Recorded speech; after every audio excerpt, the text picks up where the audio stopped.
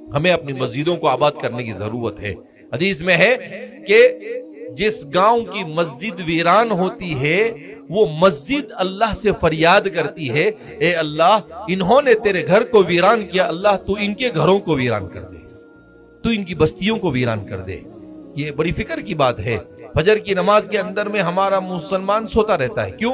رات میں 2 بجے تک 3 بجے تک موبائل لے کے بیٹھا رہتا ہے، چوراہے پر گپ شپ کرتا رہتا ہے، اور پھر اس کے بعد فجر سے پہلے سو جاتا ہے۔ کب اٹھے گا؟ حضرت اٹھیں گے 9 بجے، 10 بجے، 11 بجے ان کی صبح ہوتی ہے، جبکہ دنیا اپنا آدھا کام کر کے فارغ ہو چکی ہوتی ہے۔ حضور نے فرمایا اللہم بارک لی امتی فی بکورہم، اے اللہ میری امت کی صبح کے وقت میں برکت عطا فرما۔ اب صبح میں برکت تقسیم ہو رہی ہے اور آپ سو رہے ہیں تو کہاں سے برکت ملے گی؟